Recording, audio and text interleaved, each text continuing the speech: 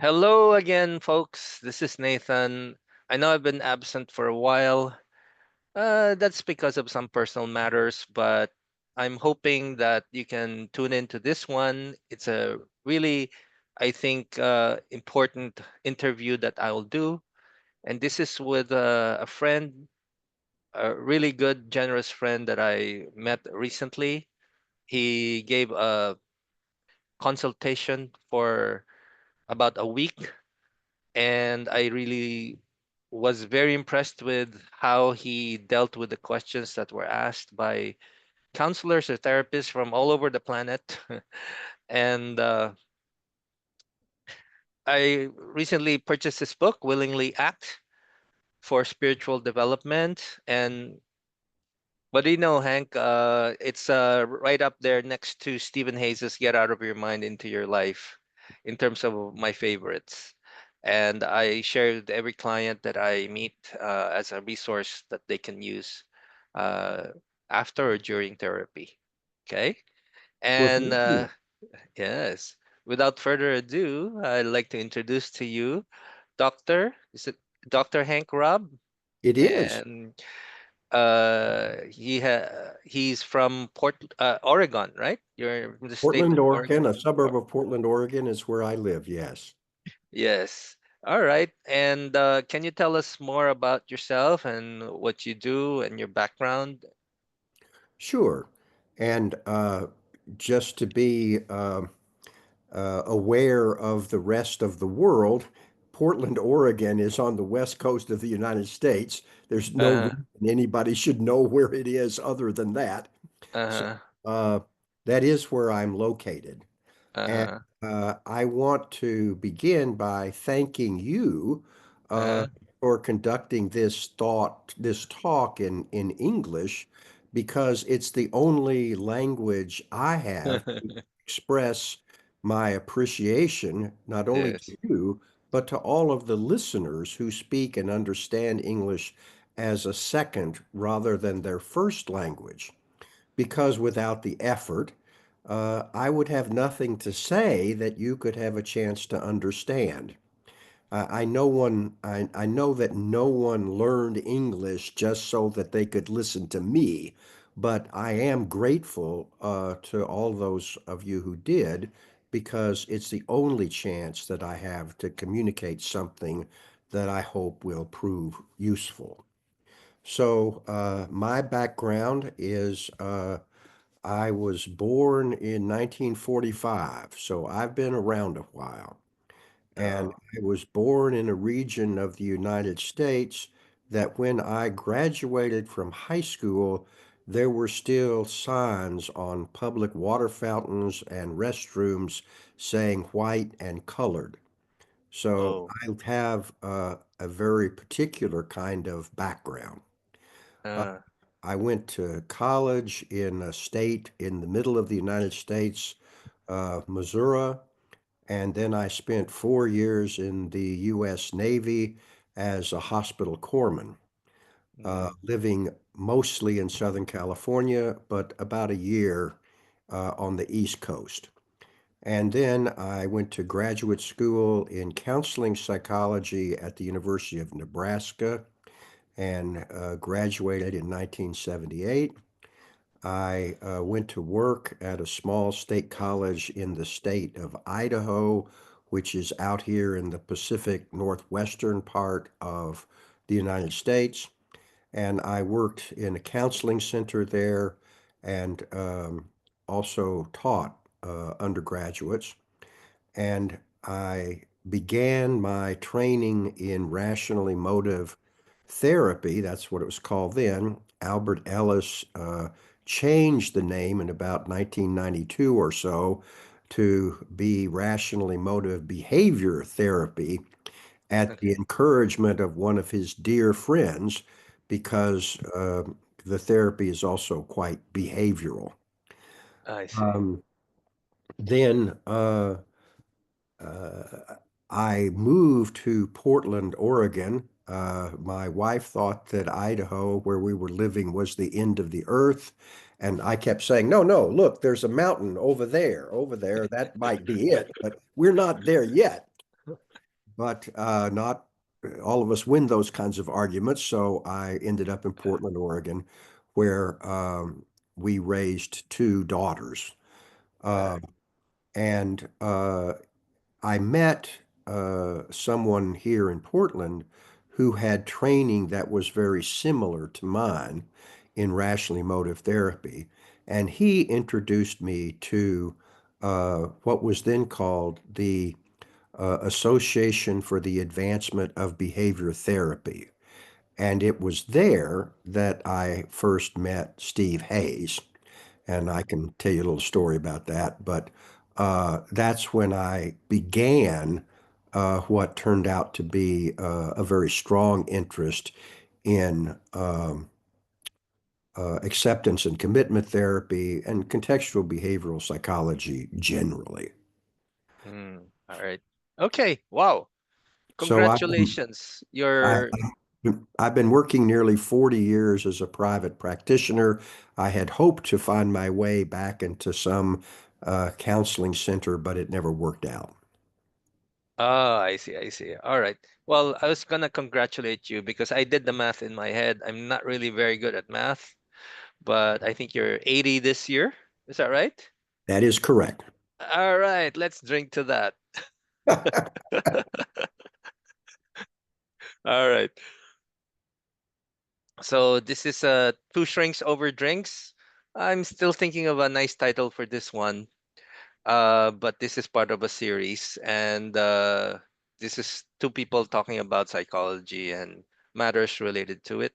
So thank you again for that short introduction. By the way, I'd love to hear your story about ACT and Stephen Hayes. So you had a chance to actually be, let's say, mentored by him or something? Well, as I was saying, I had not learned in my education or in the people I ran into that there was such an organization as the uh, Association for the Advancement of Behavior Therapy. And when I did, I went to their convention the first time, and I really felt like, oh, finally I'm home because I had a very strong behavioral bent in my self-education. Mm-hmm. There was not a strong emphasis on behavioral kind of approaches uh, in my graduate work. Mm-hmm. Uh, but about the time that I was graduating, some books that included the title Cognitive Behavior Therapy or Cognition and Behavior Therapy came out. And Mm-hmm. both of those authors referenced Albert Ellis, which Mm-hmm. is why I went to train with Al, Mm-hmm. um, the folks at his institute. And then when I went to this AABT meeting, Mm-hmm. very soon I ran across a guy, and I like to tell this story because I think it Mm-hmm. makes me look smart, and I need every opportunity to look smart. So Steve gave his talk, and I walked up to him afterwards, and I said, "You seem to be one of the few people around here who can tell the difference between methodological behaviorism and radical behaviorism." And Steve said, "You seem to be one of the few people around here who has noticed." So that distinction is an important distinction because methodological behaviorists are methodologically unable to pay attention to private events, Mm-hmm. whereas radical behaviorists include private events, things like thoughts and bodily sensations and Mm-hmm. images in their analyses, Mm-hmm. whereas methodological behaviorists only make inferences about them based on things that two or more people can observe. All right. Okay. So Awesome. Mm-hmm. I then continued going to that conference and running into Steve. Uh, and Steve was very interested in acceptance, as you can tell by the acceptance and commitment therapy title. So Mhm. he organized a conference on acceptance and change and invited all the luminaries he could think of, which included Al Ellis. And Al knew that I was very interested in acceptance. So Mhm. he said to me, he wrote to me back in the days when people sent letters back and forth, there wasn't any Mhm. email. Uh, Mhm. Here's this paper. Would you like to make some comments?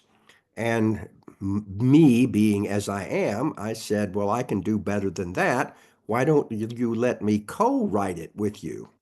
And Al, being very generous and always happy to find somebody else who would help him out with his work because he was Mhm. always doing a lot of it, Mhm. said, okay. Now, Mhm. what happened was when the conference came, Al Ellis was ill and couldn't make the actual conference. So Mhm. I went Wow. to represent the paper.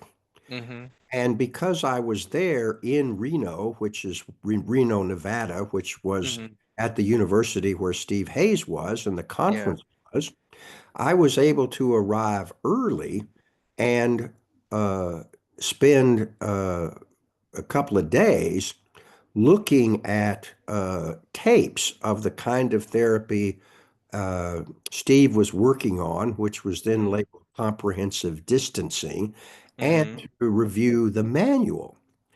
And so then for the next few years, I would argue with Steve about why he was mostly wrong when we were at conventions together. And then after about 10 years, I decided, okay, well, you've got a lot of good points. So I Mhm. took some weekend trainings with both Steve and then later with Kelly Wilson.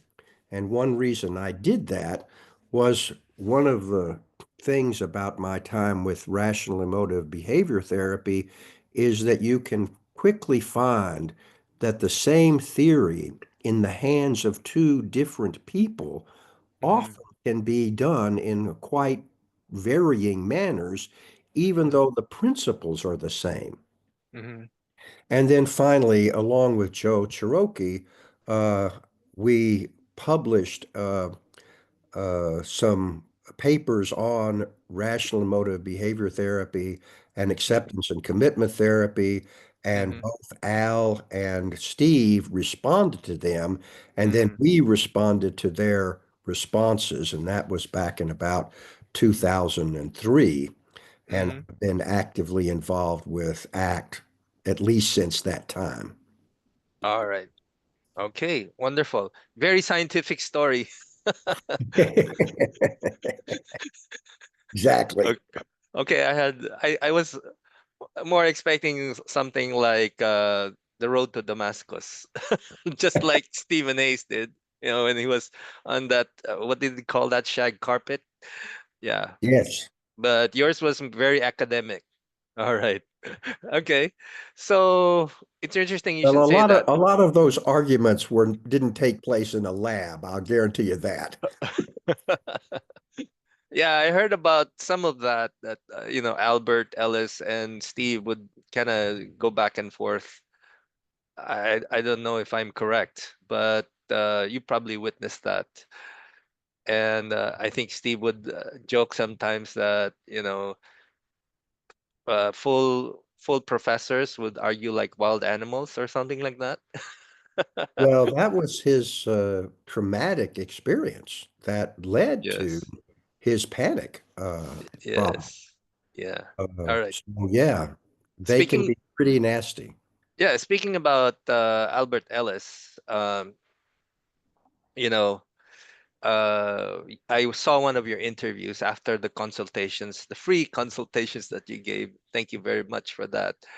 Um, and I think he was asked the question you said in your story about what it is that really is the problem with human beings.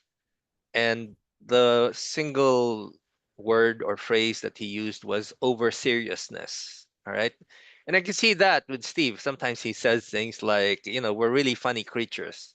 And you can watch like a silent movie and you just see two people moving their mouths and suddenly they're now hitting each other over the head or something. So I've also heard Steve say in some of his interviews that we can really do some very stupid things. All right.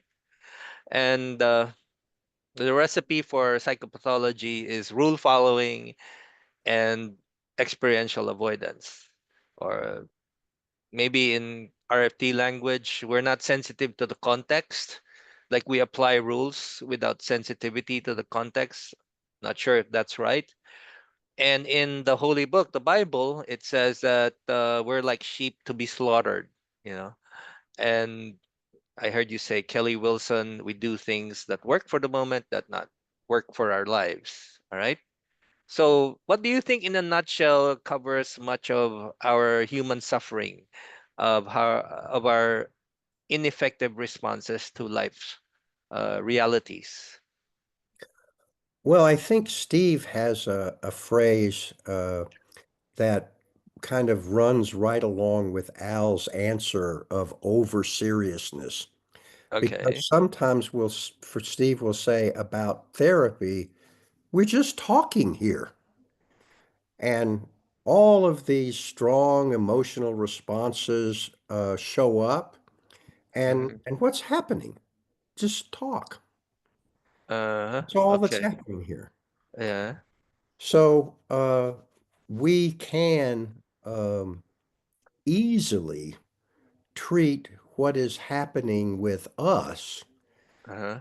As Al used to say, we may be the center of our universe, but we Uh-huh. are not the center of the universe.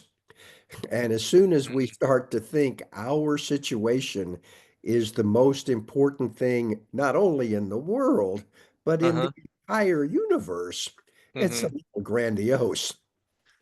Okay. All right. Now, I So would, is it grandiosity? yes. All right. Okay.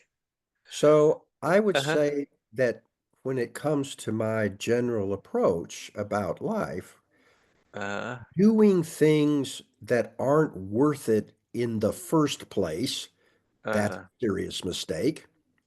Failing to do things that are worth doing when you in fact have the time and the energy to do them.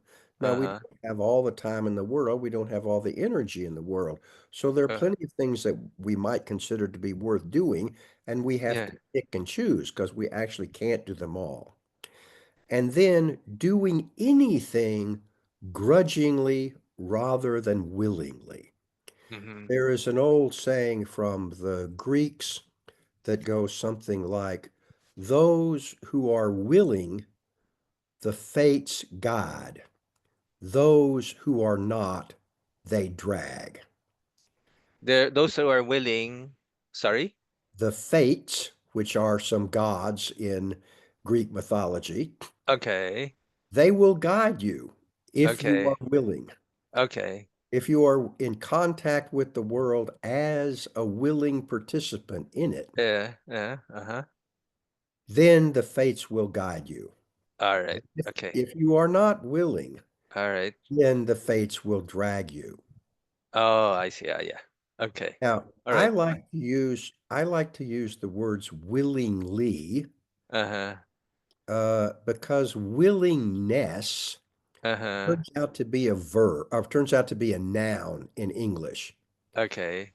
And nouns are often problematic because there's no action in them.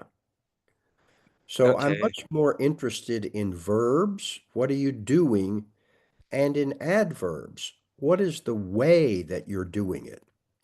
And the Mm-hmm. way you can do anything is willingly rather than Mm, grudgingly, mm-hmm.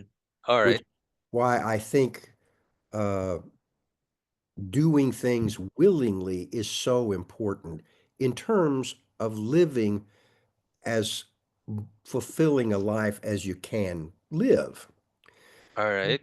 There's a book, because you were mentioning uh, the Bible, and I presume that you meant the Christian Bible, which includes both the Jewish books and then the testaments that came after that. But Yeah. one that always interests me is a book in the Jewish tradition, the book of Ecclesiastes, because Uh-huh. it contains this phrase: there's a time for every purpose under heaven. Okay. That little phrase can lead you to ask, well, what time is this? And the thing is, you can't really answer that question until you determine what it is that you are trying to do in the first place. So, Mm-hmm. the biggest mistake is not paying attention to what am I trying to do in the first place. Mm-hmm. Mm-hmm. And given the time that I'm actually in, which is another Mm-hmm. way to say the context, Mm-hmm. what is it time to do in relation to what I am trying to do in this moment? Okay. All right. Okay. So you don't have one single word. If I had to boil it down to one single word, it would be willingly. Willingly. Or psychopathology boils down to one word. We're unwilling. Is that right? I would say that. All right. Okay. Okay. And I would say more, human suffering, Uh-huh. which I don't think is best dealt with under the rubric of health. So when we use terms like psychopathology, we are Uh-huh. under the big umbrella of the idea of what's healthy and what's not healthy. Mm-hmm. I think it is more useful to ask what is wise and what is foolish, Mm-hmm. Yeah. Mm-hmm. Yeah. because people who are acting wisely, Mm-hmm. they want to live a healthful life, but they Mm-hmm. want a lot more than that. Yes. Yes. All right. Well, that brings me to my next question, actually. Uh, was trying to imagine how we traveled in time, the human race, yeah, when we started learning language. It's about how we came up to this point where we have what we call psychology. I think relatively psychology is a young science, social science. So I'm thinking like the evolution was the Greeks were pursuing what you said, wisdom, right? Or living wisely. And then later on, it became something like good and evil, like uh, problems with this, behavior was considered either good or evil. It's so a sense of morality, like the ages of the Bible and stuff like that. And then next came the disease model that you're mentioning, right? Like pathology, or you have a disorder, like we cut open your skull and try to remove something there, lobotomy, uh, and classifying behaviors in terms of what you have inside you that's a problem that we have to remove it or something. And then I think with acts, I think we go back to what the Greeks were saying, like it's all about wisdom or wise choices.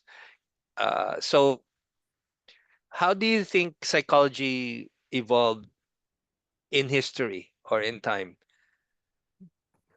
Well, human animals, and I think it is worth remembering that we too are Uh-huh. members of the animal community. Mhm. When we develop what we what the world of uh, contextual behavioral science would call relational frame theory, Mhm. when we developed that ability, we Mhm. produced an inner world. Uh-huh. And that inner world was distinguishable from the outer world. And Mhm. I would say when that happened, that's when psychology began. In another Mhm. sense, it began with a sense of animation. And let me say what I mean by that. The Mhm. first thing one does is Uh-huh. to take a breath. In the Okay. kind of culture I come from, often Mhm. newborns would actually be struck on their bottom as an attempt to get them to breathe, as if Okay. that was required.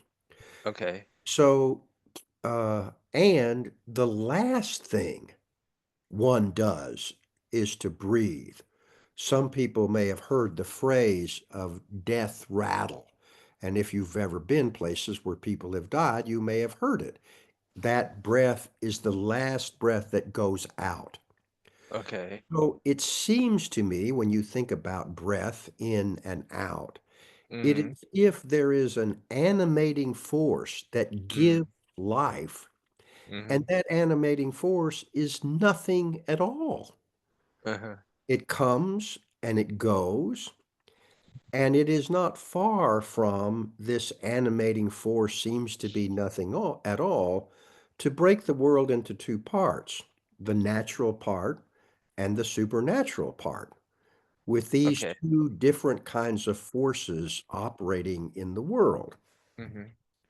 Now, if you use that as the background, and then fast forward to the philosopher Rene Descartes, Mhm. he is famous for having written that in the translation would be, I think, therefore I am.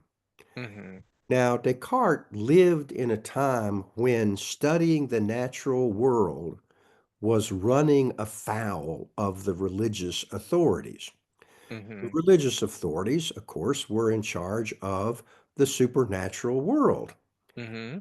And what Descartes was saying, in Mhm. saying, I think, therefore I am, Mhm. he was saying that the thinking stuff, Mhm. spaceless, weightless, timeless stuff, Mhm. is the primary mover of Mhm. human beings.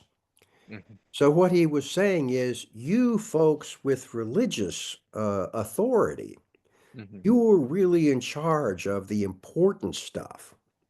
And the secondary stuff, the how the heart pumps or how muscles work or how nerves operate, that's all secondary.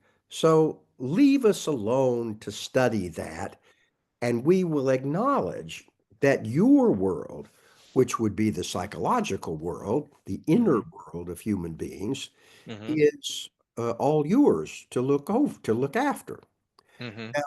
I'm giving this kind of an analysis not because, as far as we know, uh, Descartes was some kind of charlatan. He was, as far as we know, a deeply religious person and Mhm. devoted to Catholicism. In fact, Mhm. uh, Cartesian geometry Mhm. was a lot about how do we more effectively bomb Huguenot towns, which were the French Protestants. So Mhm. he wasn't just trying to Mhm. do something on the sly. He was really committed to this idea that Mhm. weightless, spaceless, timeless stuff is Mhm. where the primary action in the world is. Mhm. Well, things go along pretty well with that bargain until this German named Wilhelm Wundt in Mhm. the 19th century Mhm. says, okay, there is spaceless, weightless, timeless stuff, but Mhm. we can apply the methods Mhm. that have been being used with the physical stuff, the stuff that takes up space and has weight and exists in time. We can apply those methods to psychological phenomenon. This is the birthplace of methodological behaviorism. We use the methods of the natural world that we've been using with the natural world, and we study the psychological phenomenon which have been labeled supernatural. Mhm. Well, Mhm. in this same period of time, there are people who label themselves monists. Up Mhm. until with Descartes, we're Mhm. talking about dualists. We're talking Mhm. about people who say there are two kinds of stuff in the world, the Mhm. spaceless, weightless, timeless stuff, and the Mhm. stuff that takes up space, has weight, and exists in time. Mhm. Moniz said, no, there are Mhm. not two kinds of stuff. Mhm. There's only one. Mhm. And the one they were putting forward Mhm. was the material stuff, the Mhm. stuff that takes up space, has weight, and exists in time. Mhm. And in the American world, along came this fellow named John Watson. Mhm. And it is said that when Watson came along, psychology lost its mind. And what Mhm. is meant by that is psychology, or at least some psychologists, Mhm. gave up on the entire idea of Mhm. spaceless, weightless, timeless stuff. Mhm. But Watson was, in some sense, Mhm. still a methodological behaviorist Mhm. because he was only looking at the things that more than one person can see. Mhm. He wasn't paying attention to um, the things that Skinner would call private events. Mhm. Well, then Skinner, in his radical behaviorism, goes all the way and Mhm. says these experiences, like thoughts, images, bodily sensations, the things that we sense to be inside of us as opposed to outside of us, Mhm. those are just more behaviors, and Mhm. behavioral principles can apply to them. Mhm. Now, the thing about this that is interesting from the standpoint of contextual behavioral scientists Mhm. is Mhm. the assumptions there is only one kind of stuff, Mhm. and we are not going to try to define what it is. Mhm. Now, why are we not going to spend time trying to define what it is? Mhm. Because a lot of time has been spent that way, and a lot doesn't seem to have been accomplished in the effort. Mhm. So, contextual behavioral scientists are said to adopt the assumption of Mhm. monism, only one kind of Mhm. stuff, but an ontological approach to the Mhm. one kind of stuff. Mhm. Namely, we are not going to have any discussions about its nature. Mhm. And again, well, why not? Because they don't seem to go anywhere, and we don't need a discussion about its nature to make Mhm. headway with what we want to do, which is Mhm. the study of the behavior of whole organisms. Mhm. All right. Okay. Wow. Thank you. I think that kind of explains how it applies to the work we do inside the therapy room. When, I I have a personal experience that uh even some people who are way up there in the rankings in terms of what they know about psychology, they're kind of shocked when I talk about philosophy in psychology, uh, at least in our area or in my circle, and sometimes I get comments like, what do we need philosophy for? We have all these psychological theories."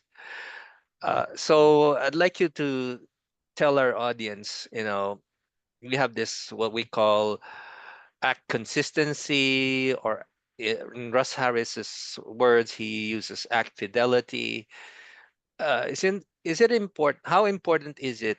Because some of the practice here is that I can, depending on what case I'm dealing with, I can use CBT, I can use psychodynamic therapy, I can use all this stuff like a therapy salad, you know? So what is your well, I mean, how can a philosophy of science help our work as therapists when we're talking to someone, or a couple or a family even? And what is your take on how we view human beings affect our work with the client we have in front of us in sessions? So it's kind of a combination of two or three questions. So, Well, um, I'll tell you some stories, and they agree very much with how do you drive psychologists crazy by talking about philosophy. That's how you do it, especially in academic settings. So sometimes you meet on the road exactly the person that you need to meet. And that happened when I entered graduate school. Where I went to graduate school, my program was located in a Department of Education. okay. And to ensure that the maximum number of people were sort of forced, if you will, into taking an educational philosophy course, if you took any program that was located in the College of Education, you were required to take a course in the philosophy of education if you hadn't already had one. Uh-huh. So, the person who was teaching that course was a strong, uh, someone with a very strong background in John Dewey's American pragmatism. And Okay. I say American because that's really the home of this idea, of this Mm, set of ideas. yeah. And what I learned in the 4 years that I spent with this man named Lyle Eddy, uh, and that's what I did. I took a course with him every semester. So for 4 years, I learned pragmatic philosophy. And the most important thing about uh, philosophy is recognizing that what we call science is a kind of philosophizing. It's empirical philosophizing. Yeah. That's not philosophizing. That's a Uh-huh. kind of philosophizing. All So right. people who think we don't need philosophy simply don't understand what they're talking about. They don't understand what they're actually doing, which is a kind of philosophizing. A kind of philosophizing that says if you want to claim something is correct, it not only has to add up logically, but in the world that we're operating in, it Mm, has to work. mm, And if it okay. doesn't work, Mm-hmm. you change your theory. You Uh-huh. don't throw out your experience. Okay. All right. Now, the Okay. what people usually mean by philosophy is Uh-huh. if the philosophy says it goes this way and Uh-huh. the world doesn't go that way, then Uh-huh. that declares something is wrong with the world, not with the philosophy. Okay. All right.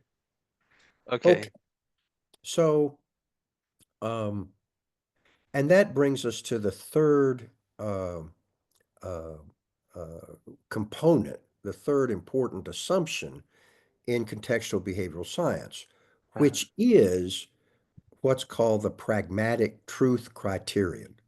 And Mm-hmm. that is, does what you are doing Mm-hmm. work for the purposes that you have in view? Uh-huh. That's why it's very important to state up front what are the purposes that you have in view? Because until you know what you're trying to do, you can't find out if the thing you're doing is helping you do it or not. Mm-hmm. Mm-hmm. All That's right. why when I said a little while back, number one is, well, what Uh, am I trying to do in the first place? Now, mm-hmm. Okay. if it's something that's not worth doing, stop. Yes. Go try to do something that for you is worth Yeah. doing. Yeah. You know, one thing about uh contextual behavioral science, when I started going deeper into it, and I saw a video that Steve shared about a guy talking about there's no such thing as a bad boy, you know, Mhm. because we're all everything is an act in context, and some of our assumptions about human nature is that we're not like what the Hobbesian view is, that we're like chimpanzees, you know, we're or what some authors would say, like Ayn Rand, the selfishness is good or something, like the selfish gene, no? So when I was trained in like just like you, I wasn't trained in ACT. I was trained in more in psychodynamic therapy. And it's kind of viewing the world from a suspicion that there's something wrong with this guy and with this person in front of me, you know. And when I got into ACT, I got this view that we're all pro-social. And I think we haven't really met anyone who would sit in front of you and say, I'm here, my sole purpose in life is to kill people, you know. Even some people who are, what we call, let's say, narcissistic, because 90% of their actions seem to fall under that category. Uh, these It's still like a way of doing things that doesn't comport to the wisdom that we're talking about, the long term consequences. So I don't know if you have that experience. When I started doing ACT, or not started, in the later years, I've been doing ACT since 2019. So in the past few years that I've been doing it, I realized how important that worldview about human beings is in the way I practice. So I get to see, like in couples therapy, we get to see the well-meaning intentions of the people that are in front of us. It's just that they're doing it in a way that's problem solving, that's logical, not psychological. I don't know what your opinion in that is. I mean, in your experience, did you see human beings as basically evil, or that's what I said about, we, if we're a religious country, so we try to classify everything as, oh, this politician is good, is a symbol of goodness, and this politician is a symbol of evil. So that never really ends into doing anything. It's like zero sum games. One has to win, the other one has to lose. So I don't know. Do you have that experience also, that when you did you have a change of worldview about how human beings are? Well, in terms of what is wrong or bad, Uh-huh. it seems to me that we Uh-huh. are born into a place. Uh-huh. We often do not get what we want, Uh-huh. and we often do get what we don't want, Yeah. Uh-huh. and then we die. Mm-hmm. Mm-hmm. Now, who would have voted to be in a place like that? Uh-huh. I mean, you might say clearly the humans were not on the committee. This is Okay. this is not a place that we would have chosen. Uh-huh. So that is why there is truth in the statement that all life is sorrowful, Uh-huh. because sorrow is what we experience when we don't get what we want, Mm-hmm. do get what we don't want, Mm-hmm. and that happens all the time. Mm-hmm. Mm-hmm. Now, I would say also Mm-hmm. there is an opportunity Mm-hmm. for us to get fulfillment of our deepest desires. Mm-hmm. At least sometimes that's possible. Mm-hmm. So, if happiness is willingly living your life, Mm-hmm. no matter what is in it, Mm-hmm. and fulfillment is getting what you want, Mm-hmm. then I would say the aim is to do as much as possible of both. Mm-hmm. To both willingly live your life, no matter what is in it, Mm-hmm. and pursue diligently the things that you find most fulfilling. Mm-hmm.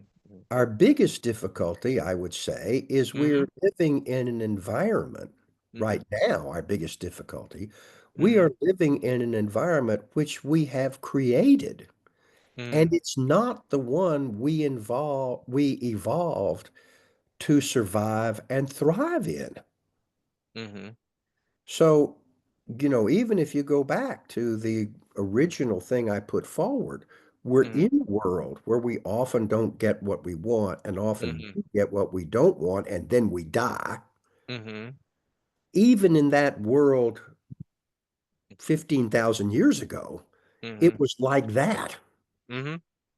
But subsequently, Mhm. following the agrarian revolution, Mhm. uh, which was the end Mhm. of the hunter-gathering world, it Mhm. wasn't the end of all the hunter-gatherers, although we've about wiped them out. Mhm. And then the mechanical revolution, Mhm. we're living in a world for which we literally Mhm. are not well fit. Mhm. Yet our job is to try to do the best we can with it. Mhm. Also, I'll just interject here, and I might say Mhm. more about it later, but Mhm. there is a very useful book, I think, by a Mhm. guy named E.O. Wilson, Edward O. Wilson, Mhm. Mhm. who was a biologist at Harvard. Mhm. And one of the last things he wrote was a book called The Social Conquest of the Mhm. Earth. Mhm. And what he points out in that book is that not only is there selection of individuals Mhm. evolutionarily, Mhm. there is also selection by groups. Mhm. Some groups Mhm. are more uh, have more opportunity evolutionarily to continue Mhm. than other groups. Mhm. And what we are living with is selective pressures, both on the individual level, but Mhm. also on the group level. Mhm. So we experience this tension between being an individual and being a member of a group, and being Mhm. an individual and being a member of a group. Mhm. Ants and termites and wasps, they Mhm. don't experience any of that tension Mhm. because their evolutionary path has taken them Mhm. to it's only group selection that's happening. Mhm. Mhm. But for us, that tension is always there. Mhm.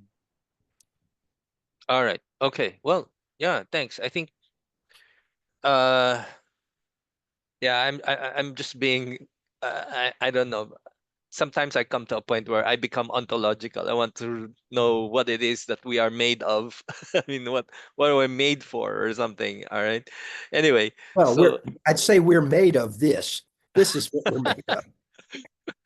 anyway, And what so we're yeah. made for is a wrong-headed question. Okay.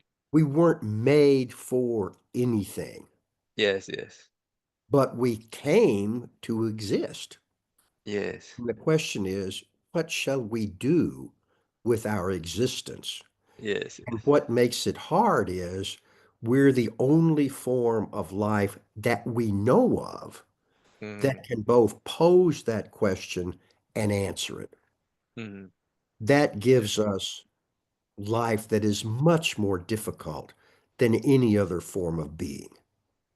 All right. There's- Okay. every one of us is living with an imagined future. Okay. I am old school. Here's my imagined future. In it, I have written down things that are going to happen in August, Okay. as if I knew I would be alive tomorrow. Okay. All right. No other beings on the planet that we know of Uh-huh. have an imagined future. Yeah. All right. They have now. Okay. All right. Okay. So let me shift to another question. This is important, I think. I like to understand because I'm kind of hung up with, some of the problems we have in this world. And I know some of our roots come from, I mean, big part of our roots come from Skinner. And I don't know if I, it's hard to read him. It's hard to finish a book written by him because he's kind of Really? like, It's kind of, I don't know. He writes. He's not as dramatic as Steve. It's very like his book. I forgot the name. It slipped my mind. The book about this novel that he wrote. Oh, Uh, Walden too. Walden too. Yes, yes. And he's I'll tell talking you about something. I'll tell you something. Do you know why Skinner became a psychologist? no. Because when he graduated college, he Uh, wanted to be a novelist. And he went off to be a novelist and found that he had nothing to say. So he went to graduate school. But about 20 years later, he discovered that he did have something to say, and he put it in the novel Walden too. yes, and I'm more of a nonfiction reader. You know, I want everything all laid out in front of me. I'm not like, I want to hear a story and to figure out what he's talking about. So correct me if I'm wrong. I'm not a novelist reader, right? So uh I remember Skinner writing in his book. It's just a snippet. I listened to him use an audiobook.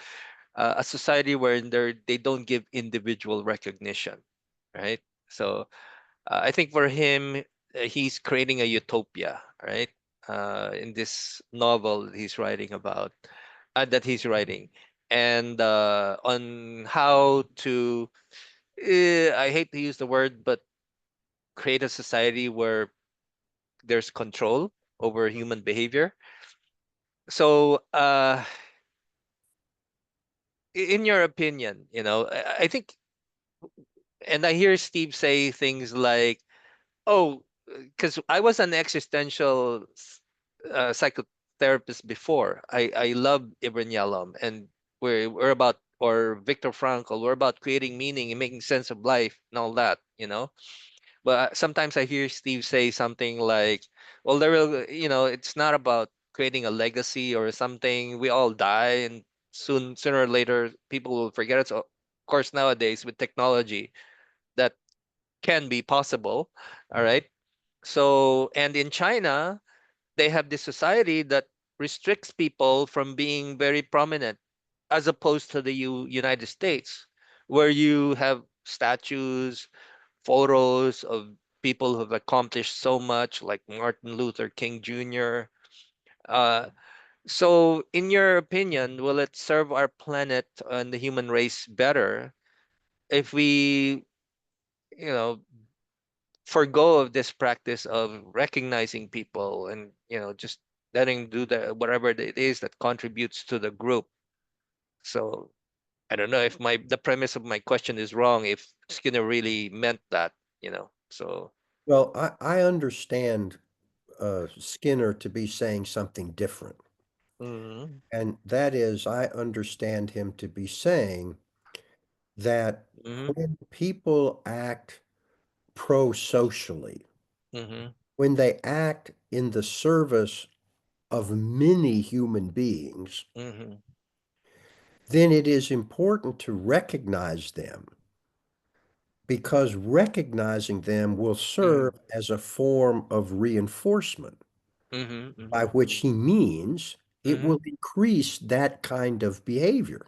mm-hmm, mm-hmm, And in the end, mm-hmm, groups are made up of individuals.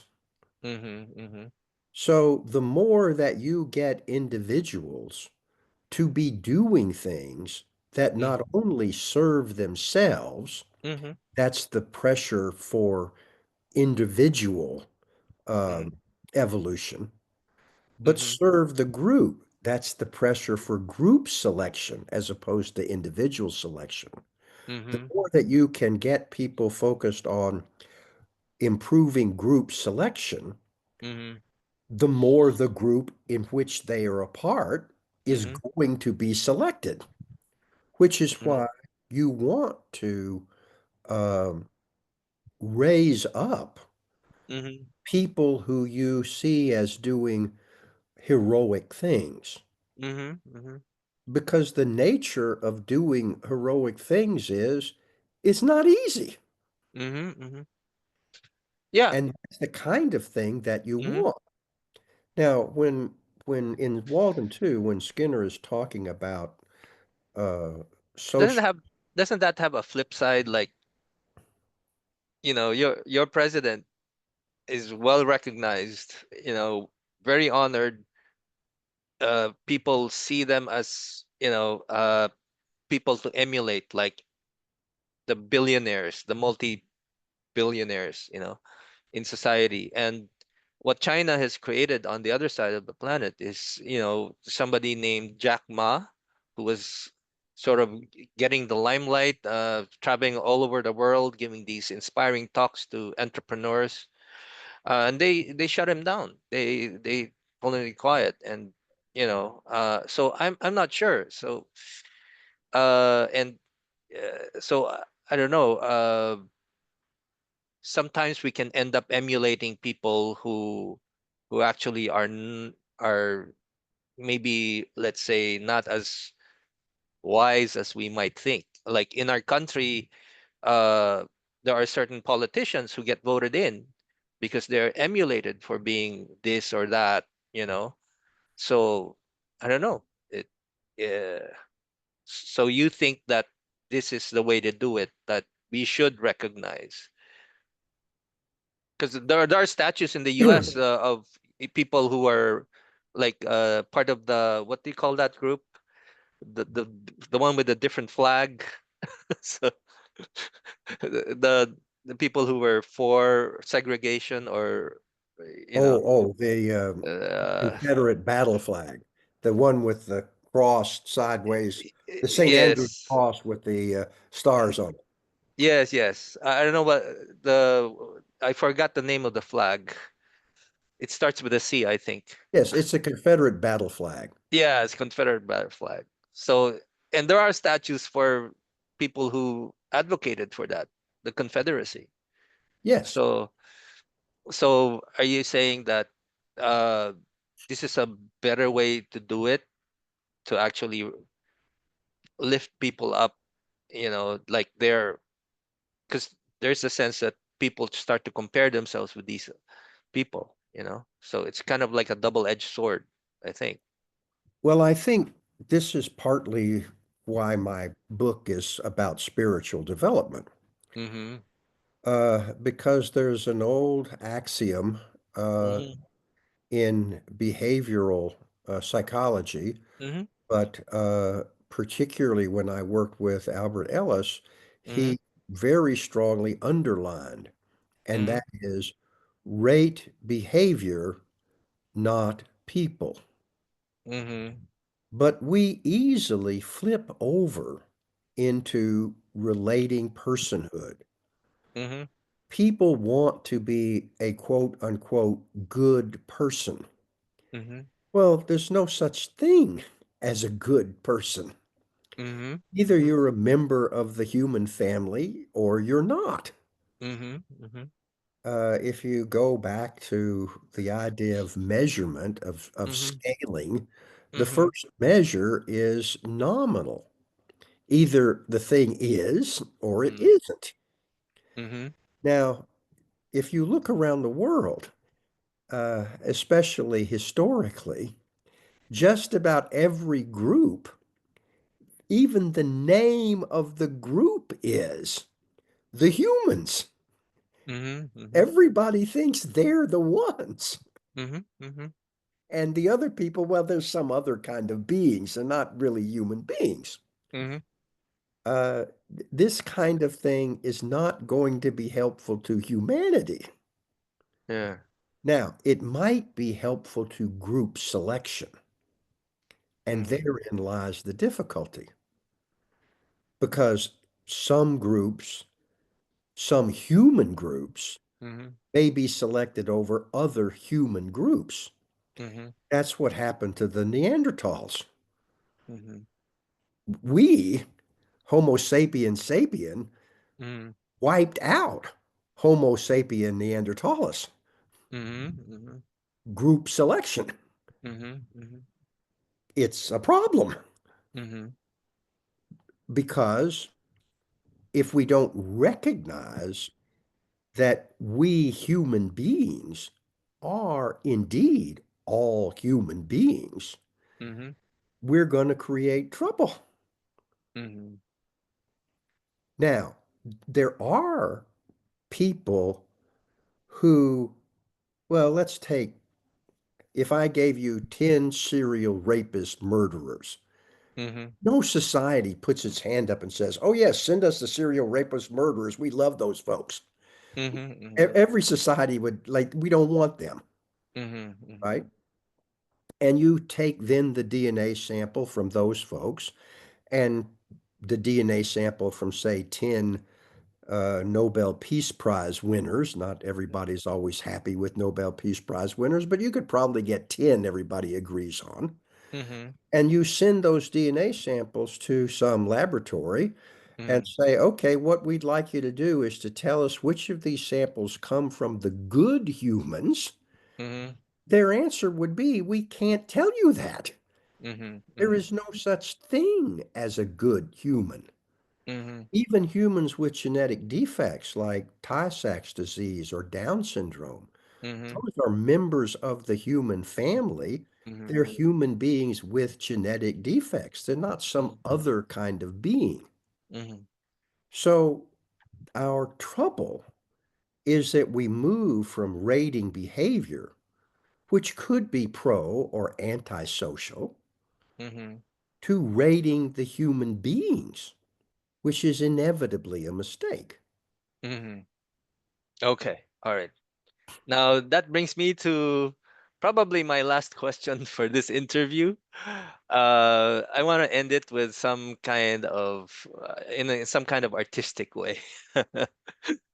uh, well, did you see the Paris Olympics opening ceremony?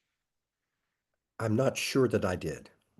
Yeah, one of the numbers there was one of the performances there was somebody was playing or dancing maybe or playing the piano, and the song was Imagine by John Lennon. Ah. And it's my all-time favorite. Uh, well, the music is great, but the lyrics are exactly what you just said. You know, we all belong to one human race. Uh, and I dream of a world where there are no countries, there's nothing dividing us. It's just us human beings. All right. And there was even a scene there, you know, where there was this three people going into a bedroom. I think uh, they're like there's gender diversity, you know, and I think there's a message there that sometimes it's just cultural. You know, your being a human being matters more to me than my taste. You know, that's the problem now that we have now. That's why we have DEI, or diversity, equity, and inclusion.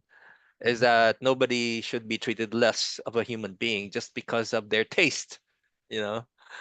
And I've seen that in my practice throughout the years when I was kind of meeting people from other cultures and their lifestyle didn't fit my taste or didn't fit what I thought were the rules about, let's say, couple relationships or something like that.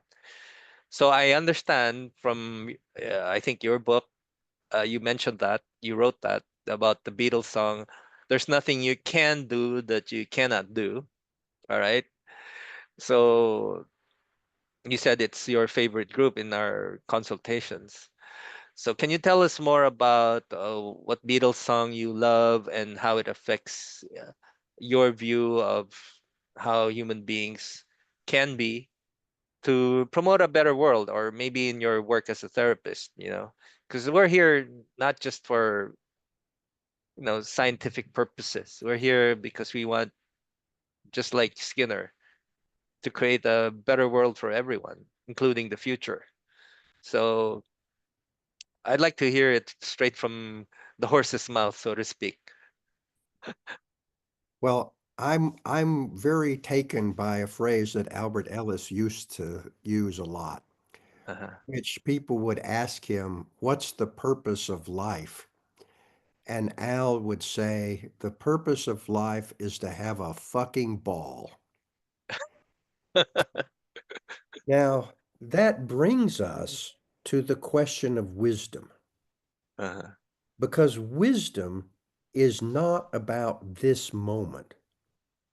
It's about looking at this moment from some later moment.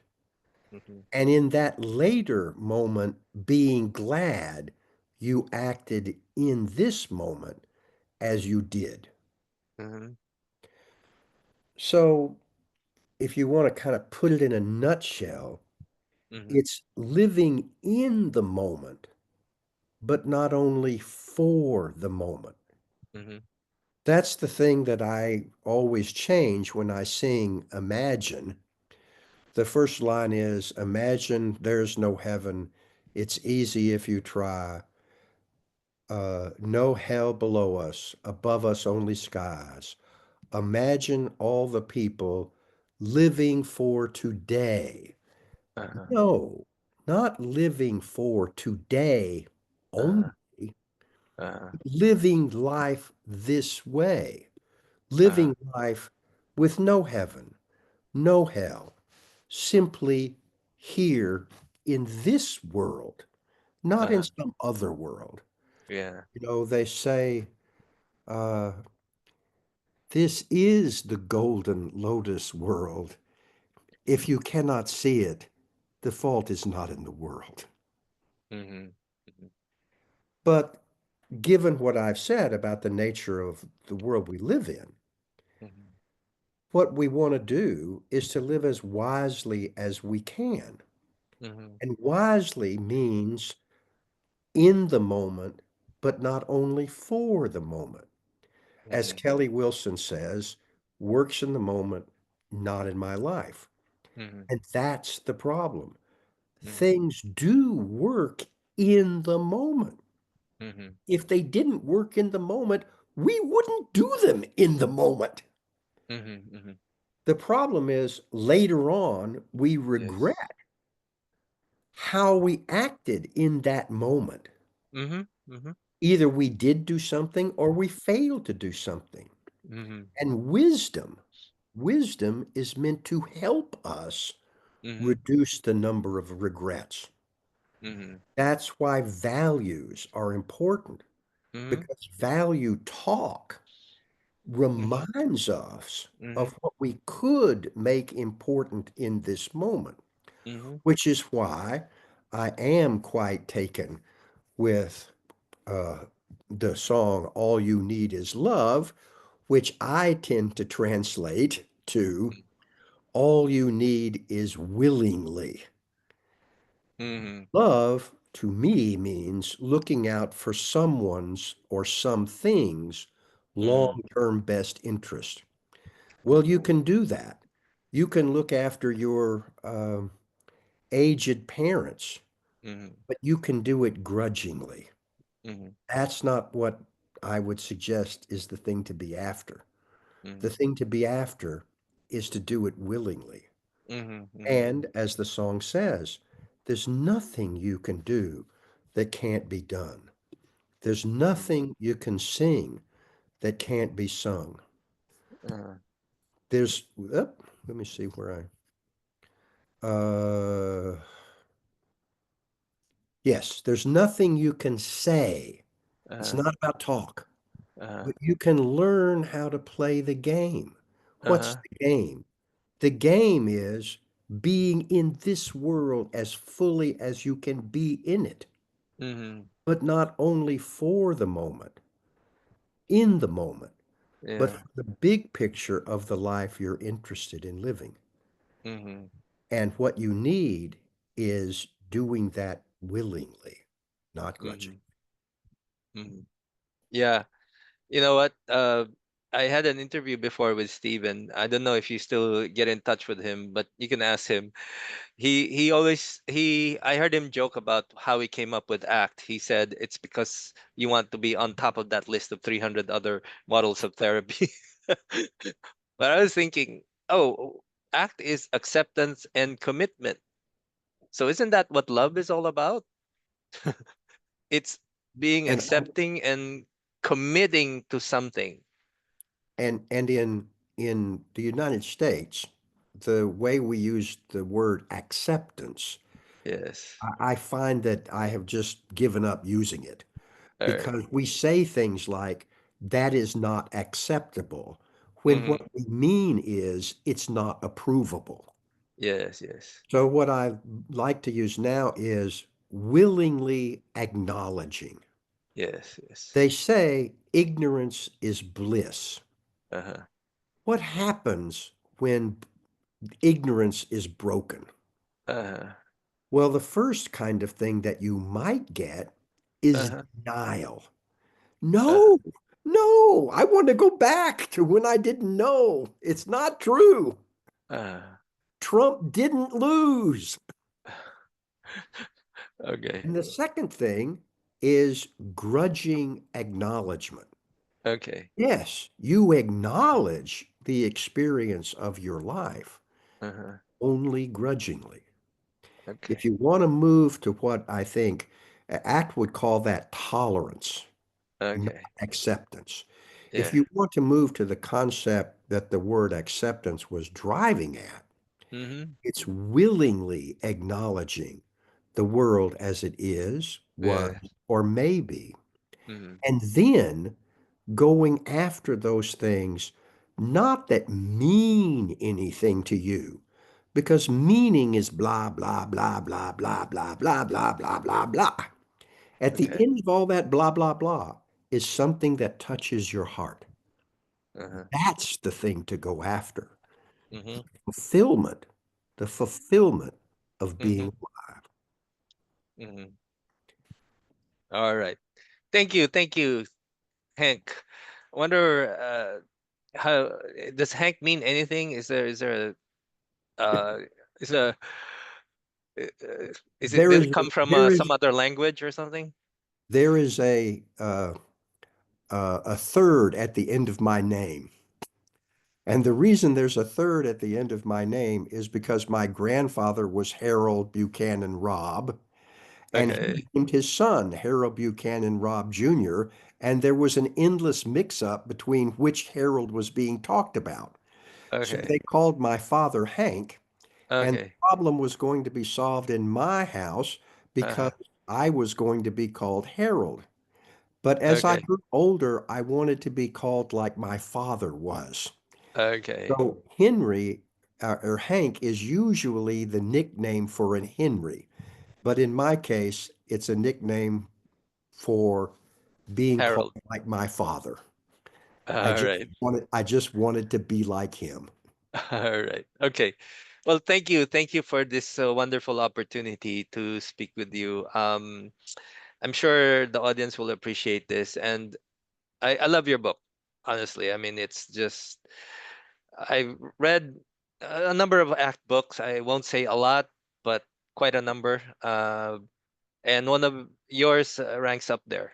And you have a way with words, making it simpler to understand. And I heard you say in one of your interviews that if you can't really reach anyone with what you write, then you're not really doing what you're out to do.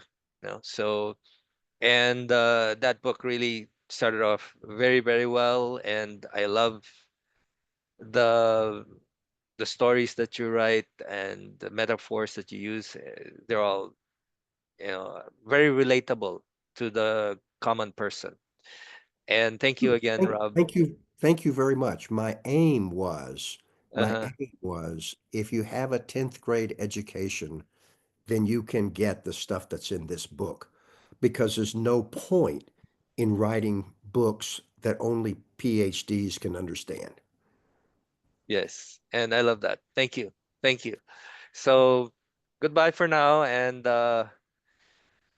hope to see you soon again. Indeed, I look forward to it. Uh,